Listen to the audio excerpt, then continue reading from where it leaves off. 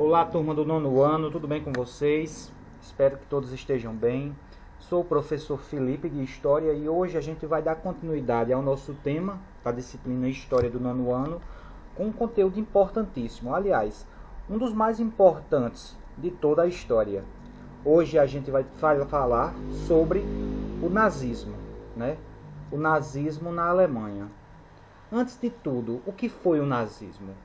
O nazismo foi um dos vários regimes totalitários, das várias ditaduras que surgiram no período entre a Primeira Guerra Mundial e a Segunda Guerra Mundial. Essas ditaduras que surgiram nesse período entre as guerras, elas foram conhecidas como regimes totalitários. E as mais famosas entre elas, claro, as mais trágicas também, foi o nazismo na Alemanha e o fascismo na Itália. O fascismo na Itália foi liderado, é claro, por Benito Mussolini, um ditador italiano.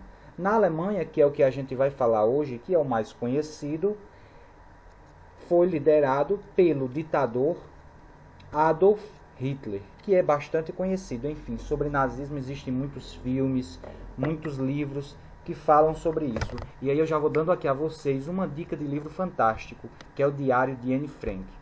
Vamos lá, gente. Já começa aqui com uma frase de Adolf Hitler. Que sorte para os ditadores que os homens não pensem. Por que ele diz isso? É claro, Hitler foi um ditador. Ele fez parte de uma ditadura, ele liderou uma ditadura. E uma ditadura, ela não quer de maneira nenhuma reflexão, oposição. A ditadura quer uma única coisa, obediência. Aqueles que não obedecem, aqueles que contrariam, a ditadura persegue, e foi isso que Hitler fez. O nazismo foi a ditadura mais radical que existiu na história mundial até hoje. E aí a primeira pergunta que a gente deve fazer sobre esse regime, o regime nazista, é: primeiro, como se formou? Quais foram as razões para que esse regime chegasse ao poder na Alemanha? Existem algumas razões mais importantes que é necessário você saber. A primeira razão é a humilhação imposta pelo Tratado de Versalhes e a situação econômica grave devido à guerra. A Alemanha havia participado da Primeira Guerra Mundial entre os anos de 1914 e 18. A Alemanha participa da guerra e ela é derrotada. Mas além de ser derrotada na guerra, a Alemanha foi humilhada após a Primeira Guerra Mundial, porque a Alemanha foi considerada pelos países vencedores como o país culpado pela ocorrência da guerra. Sendo considerada o país culpado pela ocorrência da guerra, a Alemanha foi seriamente penalizada. A indústria alemã praticamente acabou, foi proibida de fabricar armas, teve que pagar pesadas indenizações, perdeu um pedaço de seu território. Enfim, a Alemanha saiu não só derrotada da Primeira Guerra Mundial, ela saiu humilhada. E isso é fundamental para esse clima de descontentamento, para esse crescimento do nazismo.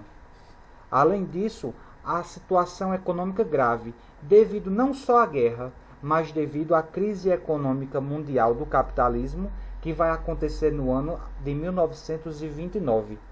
Essa crise do capitalismo, ela vai pegar seriamente a Alemanha, porque a Alemanha já estava derrotada na guerra, né? A Alemanha já era um país destruído. Quando chega essa depressão econômica, aí é que a situação de crise vai aumentar, com o crescimento da inflação, com milhares de falências de empresas. E aí vocês já sabem, se a empresa fale, os empregos que eram gerados por aquela empresa não vão mais existir.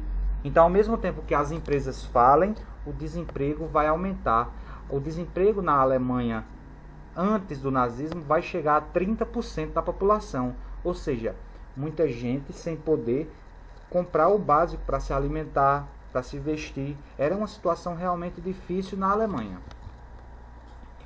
É a partir desse clima de descontentamento que forma-se, que Hitler sobe ao poder, e aí que se forma justamente o Estado nazista. E esse Estado nazista, ele é baseado em duas coisas principalmente. Bem, é uma ditadura, todos nós sabemos, né? Toda ditadura é baseada em duas coisas, e o nazismo ainda mais, porque o nazismo é a mais radical das ditaduras que já existiram. Primeiro, a censura, a perseguição, né? Censura a todas as obras de arte, obras intelectuais, enfim, obras artísticas, tudo era censurado, tudo aquilo que fosse contra o governo era eliminado. A perseguição aos opositores políticos. Mas ao mesmo tempo que havia essa faceta de censura e de perseguição, havia uma faceta de uma propaganda massiva também. O cinema foi amplamente utilizado para promover, construir uma imagem de Hitler, né? E aí, só para vocês terem ideia, foram produzidos cerca de 1000 filmes. Esses 1000 filmes eram financiados pelo governo nazista para criar uma imagem de Hitler, uma imagem do nazismo. Mas além do cinema, jornais e revistas também foram utilizados. Foram alvos de censura, só poderiam publicar notícias favoráveis ao regime, críticas não eram permitidas. Os editores e os jornalistas tinham de ser creditados pelo chefe do gabinete de propaganda a partir de 1933, ou seja, eles tinham que ser autorizados pelo governo nazista. Caso não houvesse essa autorização, não haveria editores, não haveria jornalistas.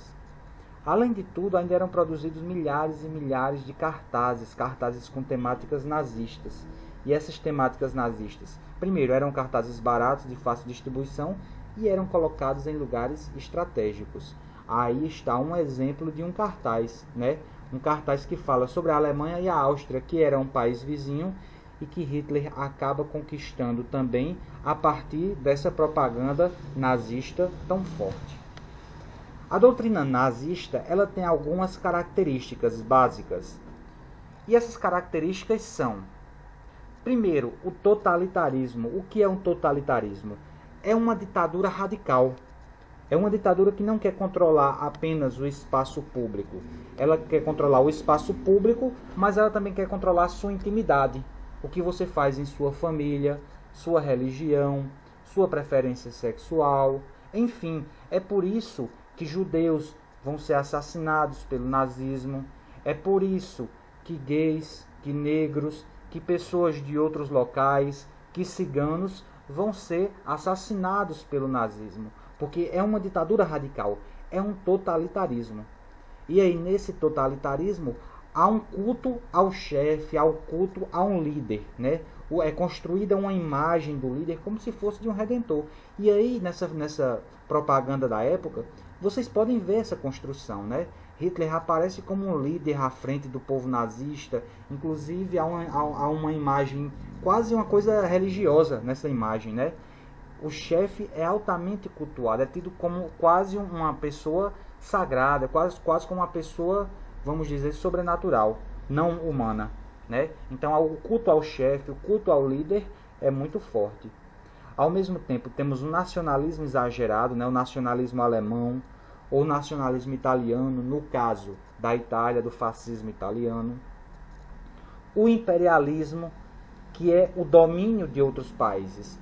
Hitler não vai se contentar apenas com a Alemanha.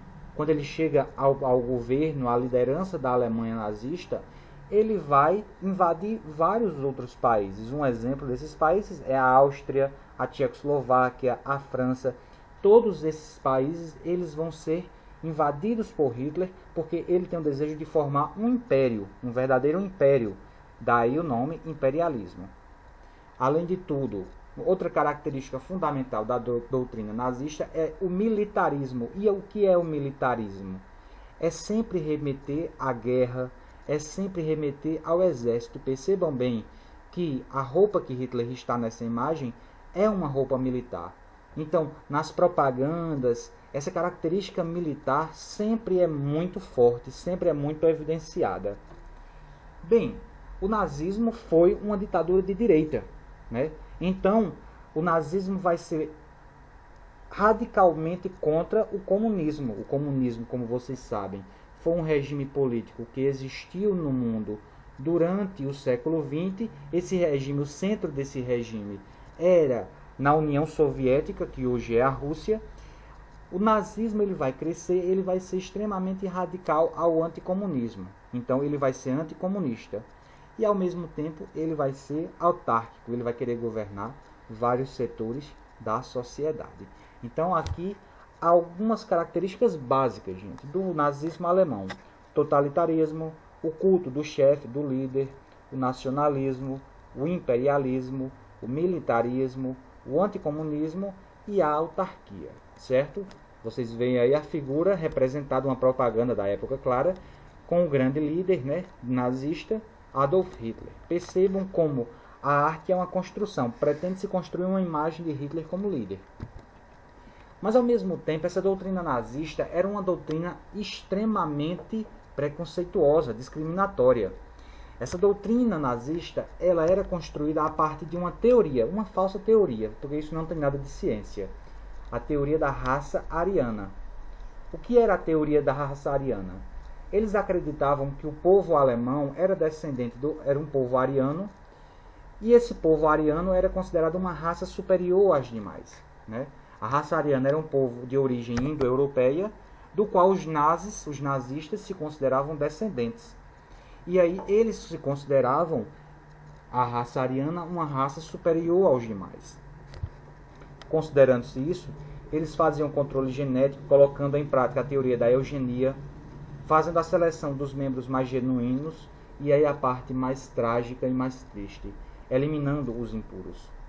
Mais de 6 milhões de judeus viviam na Alemanha naquele momento, e mais de 6 milhões de judeus foram assassinados nos campos de concentração simplesmente por não serem considerados da raça ariana.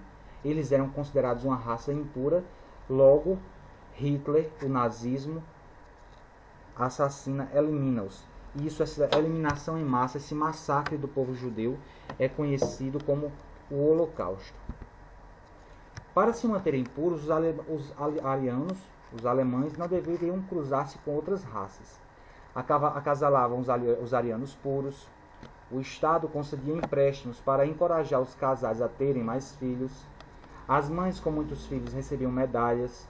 Os deficientes mentais, doentes, portadores de qualquer deficiência ou debilidade física eram abandonados, esterilizados para não terem filhos ou então mortos, né? Muitos deles eram mortos.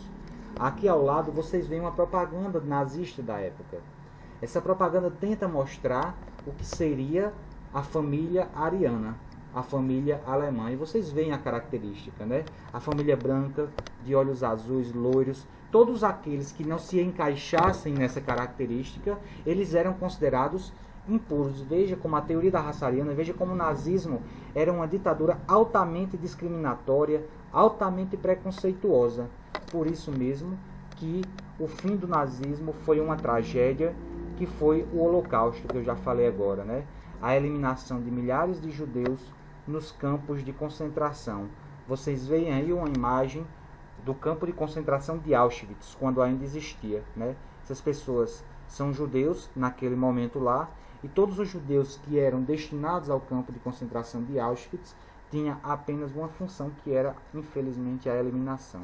É importante a gente conhecer sobre o nazismo, não apenas pelo conhecimento, ou para a prova de IF, ou enfim, para as provas, mas para a gente compreender o quão discriminatória era essa forma de política, essa forma de governo, né? Isso já aconteceu na história e é importante que a gente estude, conheça, compreenda, para que isso não aconteça mais, principalmente um massacre como o Holocausto. Enfim, gente, a aula de hoje de história foi sobre isso, foi sobre o nazismo, para a gente falar um pouco sobre as características gerais, como essa forma de governo vai crescer na Alemanha desse período, e enfim, a teoria ariana, quais as características gerais da teoria ariana, ok? A aula por hoje se encerra por aqui. Bons estudos em casa e Olá. até a próxima. Como movimento referente ao segundo bimestre do ano de 2020, resolvi continuar com o livro didático e a partir dele escolhi a segunda unidade, capítulo 1, que é Performance. E dentro dele trabalharemos o tema 1, que é Performance, conceito e ação artística. Combinando linguagens artísticas. Artistas criando em dupla, transferindo as suas artes. O filho desenha nas costas do pai, que desenha na parede.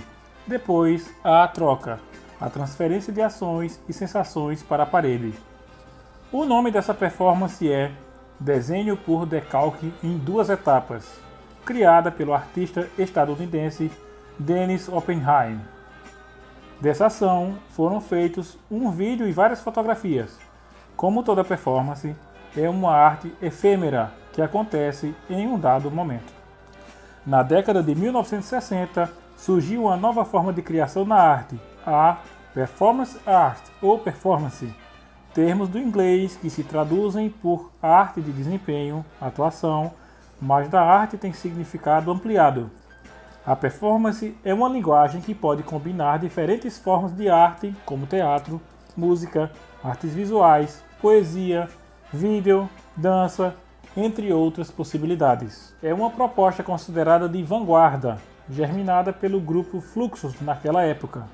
Os artistas desse grupo resolveram criar as suas várias linguagens para unir interesses artísticos. Para compreender melhor como funcionava o Fluxus, imagine a sua turma encontrando-se para fazer arte. O pessoal do Fluxus valorizava a criação coletiva, estava sempre conversando e inventando novas linguagens. Para conhecimento, a palavra fluxus é do latim e significa escoamento, transbordamento, o que caracterizava bem o grupo formado por artistas de vários lugares do mundo, como Alemanha, Japão e Estados Unidos. Já o termo vanguarda vem da palavra francesa avant-garde e significa, literalmente, estar na linha de frente de combate. Nas artes, esse termo é usado para denominar os movimentos estéticos e artísticos que lideram mudanças culturais. Tema 1. Performance, conceito e ação artística. A linguagem da performance tem por fundamento a ação artística, que pode comunicar, instigar, provocar reflexões, criticar, poetizar. As ações ocorrem em lugares específicos, como museu ou teatro, e também em locais públicos. No Brasil, o cenário artístico das décadas de 1950 e 1960 mostra, por meio da arte contemporânea, que cada vez mais as obras de arte se articularam em diferentes linguagens artísticas, como teatro, dança, artes visuais, música, escultura, literatura, entre outras. Os recursos audiovisuais também fizeram parte da mistura. Essa proporção estética chegou a desafiar as classificações tradicionais da arte. O artista modernista, arquiteto, escritor e músico Flávio de Carvalho foi um dos pioneiros das performances no Brasil a partir dos anos 1950. Esse fluminense de Barra Mansa escrevia a coluna A Moda e o Novo Homem, do jornal Diário de São Paulo, e dedicava-se ao estudo de trajes de várias épocas, inclusive a coleção de roupas femininas do francês Christian Dior, chamada New Look. De olho no Homem dos Trópicos, criou em 1956 cada peça de seu traje pensando em sua função, ponderando sobre a anatomia masculina, o conforto e a praticidade. Chamou-o de Experiência número 3 e também de New Look, nome que se firmou. O traje compunha-se de uma blusa folgada de mangas curtas, coberta por um tecido de nylon branco transparente, saiote branco pregueado, sandálias de couro cru, meias de bailarina ou arrastão e uma touca de cabeça também transparente. Flávio de Carvalho passeou com o New Look pelas ruas de São Paulo, chamando a multidão que ouvia para acompanhá-lo. O traje e a performance, de certa forma, provocaram uma reflexão sobre as convenções sociais vigentes na época. Arte conceitual. Você sabe o que é arte conceitual? A palavra conceitual vem do termo conceito, que é a compreensão mental ou verbal que se tem de palavras, noções e ideias. A arte conceitual, criada pelos artistas desde o início do século XX, mostra maneiras de pensar sobre a vida, as pessoas, a natureza e tudo o que há por vir, uma vez que a criação artística é infinita. Desse modo, a arte conceitual pode ser também compreendida como a arte da mente, das ideias, sem a obrigatoriedade de ter apenas uma interpretação, pois são muitas as maneiras de pensar e criar. Nelson Lehner é um artista conceitual. Ele cria com os materiais mais inusitados do cotidiano, monta instalações e apropria-se de imagens de outros artistas, fazendo nelas interferências com colagens e adesivos. O artista Leonardo da Vinci, nascido em Vinci, República de Florença, na atual Itália, dizia que podemos pintar uma tela com um conhecimento máximo de técnicas, porém de nada adiantará se essa imagem não provocar algum pensamento em quem a aprecia. O que será que esse artista do Renascimento diria sobre a interferência que o artista paulistano Nelson Lehner fez sobre a sua obra Mona Lisa? Nunca saberemos a resposta, mas Leonardo, que sempre foi um artista à frente do seu tempo, provavelmente estaria criando arte conceitual se estivesse vivo. Para conhecimento, o Renascimento, movimento artístico que ocorreu do século XIV ao século XVI, é considerado um período de grandes descobertas em muitas áreas do conhecimento. A arte ganhou inovações técnicas, mas buscava a grandeza das produções artísticas da antiguidade clássica, principalmente a arte da Grécia e de Roma. Performance e happening. Às vezes, como linguagens conceituais, a performance e o happening podem ser bem parecidos, contudo, existem algumas diferenças. A performance geralmente segue um roteiro criado pelo artista, o que possibilita várias apresentações em diferentes lugares. Não é obrigatória a presença de público para sua realização, uma vez que, dependendo da concepção, pode-se fazer uma performance para registrá-la em vídeo ou fotografia e, posteriormente, apresentá-la ao público. O happening, por sua vez, para se concretizar, precisa da participação do público, além de carregar elementos teatrais. Essa linguagem faz necessariamente uma intervenção e chama o espectador a participar, a experimentar o fazer artístico, a construir uma experiência artística e estética em diferentes linguagens artísticas.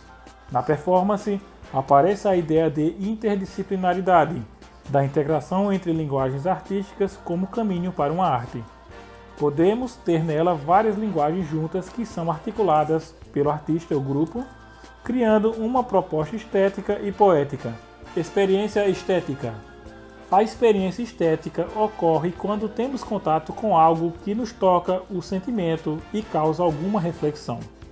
Pode ser uma obra de arte, mas também o sabor de uma comida, um perfume ou uma paisagem. Mariana Abramovic é uma artista da Sérvia que se dedica a performances, um tipo de intermídia e suas múltiplas possibilidades. A imagem ao lado, ou que está no livro, que eu estou enviando também um trecho para vocês em PDF, mostra um detalhe da performance A Artista Está Presente, de 2010, que trabalha as relações entre o performer e o público, explorando os limites do corpo e da mente humana, em momentos que podem revirar os sentimentos e as percepções da vida. As duas pessoas, a artista e alguém do público, compartilham minutos de silêncio e contemplação, apenas se olhando. A título de conhecimento, intermídia é um termo usado desde o início dos movimentos de arte do começo do século XX, em referência a artistas e produções que usam duas ou mais linguagens. Atualmente, o termo é usado para falar de produções que, além de várias linguagens, utilizam recursos diversificados, suportes e meios de comunicação, inclusive tecnológicos. Intervenções e performances. Intervir no espaço urbano, trazendo um novo de forma inesperada, faz que os ocupantes desse espaço construam novos olhares e novas leituras do ambiente visto habitualmente. A performance Cegos foi inspirada na pintura A Parábola dos Cegos, de 1568, de Peter Bruegel, o Velho, que retrata a cegueira física originária de doenças e síndromes com base em uma parábola sobre a percepção do mundo e o que impede a noção de totalidade. A performance Cegos aborda a cegueira das diferenças entre classes sociais. O artista renascentista fez uma crítica ao criar pintura com base na parábola do cego. Ele expressa o fato de as pessoas não conseguirem perceber os problemas de todos. Fala sobre como cada um só percebe o mundo conforme o que está próximo, ao alcance do toque e do seu olhar, no caso. Agora, de acordo com a palavra do artista, desvio coletivo. Os artistas do grupo Desvio Coletivo, coordenados por Marcos Bulhões, Marcelo Dene e Priscila Toscano, do Laboratório de Práticas Interpretativas da Universidade de São Paulo, a USP, criam vários projetos de experimentos em uma fronteira artística entre o teatro, a performance, a dança e as artes visuais e tecnológicas em espaços públicos. Já apresentaram a performance Cegos em vários locais. Pela palavra de Marcelo Dene, o risco da intervenção humana nesse sentido é o lugar híbrido de cruzamento entre pessoas, escolas e entidades. Pelas palavras de Priscila Toscano, no caso da performance Cegos, A sua capacidade envolve mais ou menos 30 ou 40 pessoas, da cidade ou não, que desejem fazer parte da experiência conosco. Agora, segundo as palavras de Marcos Bulhões, chamo isso de uma deriva performativa, meditativa. É um estado de consciência de si mesmo e de estar aqui, agora, conectado com a consciência do corpo, que gera uma nova percepção da cidade. Arte no corpo. No início desse capítulo, tem uma imagem do artista Dennis Oppenheim em uma performance com o filho Eric. Quem está com PDF ou com livro pode ver essa imagem. Eles usaram o corpo como suporte para desenhar e, assim, fizeram também uma body art, arte corporal. Há ações permanentes e temporárias na linguagem artística da body art. Fazer marcas ou gravações no corpo é um hábito muito antigo, adotado por motivos diversos e nas mais variadas culturas. Tatuagens, piercings, maquiagens fazem parte dele. Muitos povos antigos apropriaram-se dessa forma de expressão. O povo Maori, que habita as ilhas da Nova Zelândia, é identificado pelo uso de tatuagens no rosto, conhecidas como moko, fruto de uma tradição milenar. Alguns povos indígenas brasileiros também guardam essa tradição de ações corporais. Fotoação. A performance é uma linguagem efêmera. Ela acontece em tempo e lugar determinados. Por isso, o registro dessa linguagem artística é fundamental.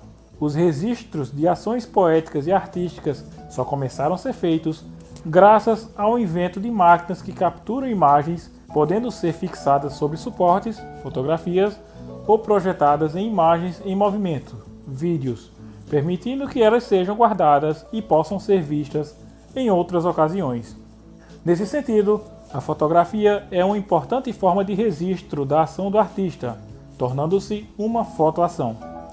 As performances podem acontecer enquanto alguém da turma produz as imagens de fotoação. Não se trata apenas de registrar e sim de capturar movimentos, atitudes, gestos e expressividade de quem realiza a performance.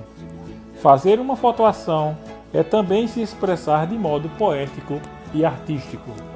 Como eu disse na primeira aula, eu sei que são muitas informações para pouco tempo, ainda mais em uma videoaula. Mas, assim como eu fiz também na primeira aula, vou enviar junto desse vídeo um PDF contendo esse trecho do livro ao qual eu li e apresentei para vocês. Qualquer dúvida, estou à disposição.